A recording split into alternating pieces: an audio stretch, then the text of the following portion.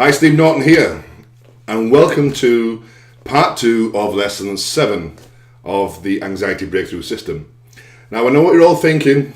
Come on, Steve, you're now telling me what to eat, what I can't eat, and you basically told me that I can't eat anything that I like, or that I can't drink the things I like to drink. Oh, I'm not saying that at all. What I'm really basically saying to you is that, look, you are what you eat, and you become what you eat, so that you've got to be very careful about the things that you put inside of your body, because those things, make no mistake, are changing the chemical composition of your body, and there's just no getting away from that. So that if you're eating rotten foods, you're going to get rotten results. And it's no big surprise to find that foods that are of poor quality tend to have a poor quality effect on the human mind.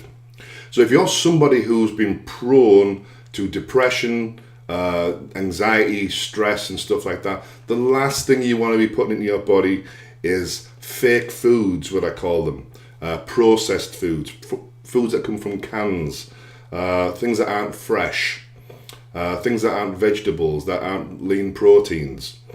I mean, okay, let's face it, I don't eat every single day, like perfect. I follow what I call the 80-20 rule. So basically, for 80% of the time, I eat really good, high quality foods, and the rest of the time, I eat something that's not awful, but something that probably wouldn't be deemed as the best, because it is not easy always eating high quality foods. So what I basically do in the morning, I'll start my mornings off with something like eggs, and if I don't have eggs, I have something like protein Weetabix or oats or something like that. Start off on a good one, and I tend to have 6 meals a day, 6 smallish meals a day, and that definitely works out better for me. And I definitely would advise everyone on this program to look upon having smaller meals more often rather than larger meals. One of the things I do is I buy a large quantity of protein bars. They're not ideal, but they are better than eating the Mars bars. And I can get them pretty much just over 50 pence a bar. So they actually are cheaper than buying stuff like Mars bars. And they're high protein, low sugar, and good carbs. And I tend to have roughly about 2 of those a day. And they're normally my, in between meals, 11s, 2:30s, or even last thing at night type meals. So it's very important then that you do think about the foods that you eat and not putting stuff in. I always think of it this way: would you give it to your dog? No, well then don't give it to yourself. If you're somebody who's prone to depression, the last thing you want to be putting inside of yourself is rotten chemicals, takeaways all the time, fried food. It's only going to have a detrimental effect. Yes, every now and again it's not going to be a problem, but if you start doing it most nights or quite often, it is going to become a problem. And the same thing comes with alcohol. Alcohol is a depressant, and for most people, the next day they wake up with a cloudy head and they don't feel themselves, and it can sometimes take a day or two to get over that. I know when I used to drink, God, next day I used to be awful. I used to be literally pondering the meaning of life. So what I'm going to say to you guys is, if you can, reduce the alcohol level down to a minimum. And if you can't stop it altogether, maybe just the Saturday night, or the Friday night, or the Sunday night, but only certainly one night a week. And then just don't go crazy with it. Just have a few drinks. Because one of the things I remember when I used to drink was that the first few drinks I had was the best. When I first got that little bit of a buzz, that's when I felt the best with alcohol. Once I went over that point, it actually went worse.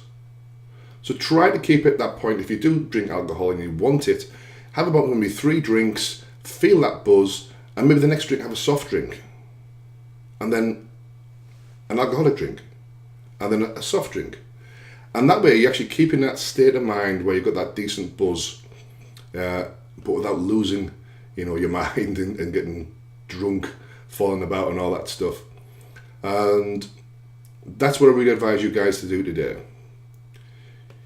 Don't underestimate how powerful the chemicals that you put in your body will have an effect on you. So That's what I want you to do for your assignment this month. I want you to look at what you're eating, look at the quality of it, and ask yourself, honestly, am I putting good food into my body? And if the answer is no, clear it out, get rid of it, toss it away, get it out of your shelves. If it's not there, you won't want it.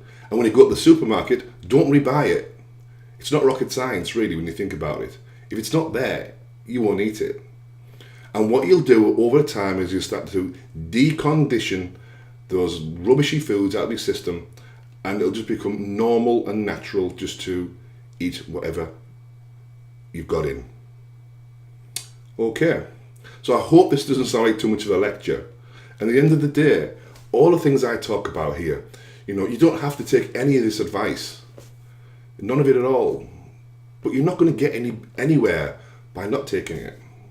And I know that you're on this course because you want to make some changes. At some level, there's something not quite working for you. And this could be it.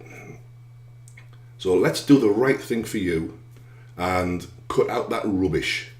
And I'll guarantee you're going to feel a lot better, both mentally and emotionally and physically. Because if you're not putting rubbish in, you're going to look better too. So on that note, I'll see you next month for the next installment of the Anxiety Breakthrough System. So have a fantastic day, and we'll chat soon. Bye-bye.